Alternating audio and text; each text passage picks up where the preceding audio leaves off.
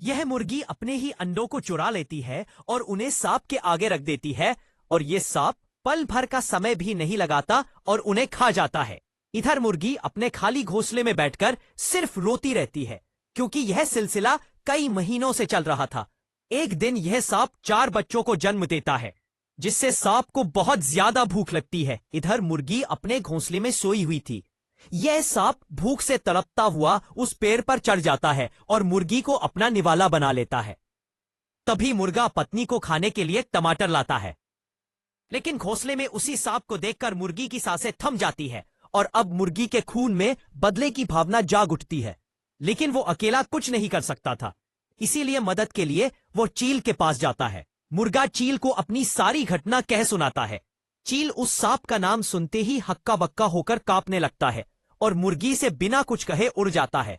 लेकिन मुर्गा कुछ नहीं समझ पा रहा था और अपनी आखिरी उम्मीद लेकर जंगल के सहारे राजा बाघ के पास जाता है।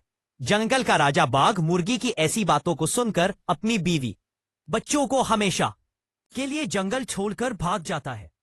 अब मुर्गा पूरी तरह से टूट चुका था और वही सो जाता है। तभी उसके सपने में उसकी पत्नी मुर्गी आती है।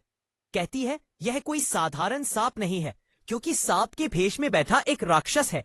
यह केवल अमावस्या की रात को ही अपने स्वरूप में आता है और हर बार यह राक्षस जंगल के सभी जानवरों को कैद कर अमावस्या की रात को उनकी बलि दे देता था।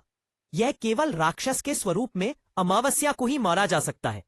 मुर्गे की नींद खुलते ही उसकी आंखें चमक उठी क्योंकि अगले ही दिन अमावस्या थी। मुर्गा जंगल से उड़ते हुए गांव में कुत्ता के पास से उसकी बंदूक चुरा लाता है।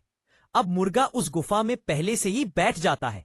इधर राक्षस बहुत सारे जानवरों और पक्षियों को उनकी बलि देने पकड़ उस गुफा में ले आता है। अब मुर्गा एक पल का समय भी खराब न करते हुए पूरी 6 की 6 गोलियां उसमें उतार देता है, जिससे राक्षस वही ढेर हो जाता है और पिंजरे में कैद सभी जानवरों को आजाद कर देता है। दोस्तों, मुर्गे के लिए लाइक सब्सक्राइब कर दो प्लीज।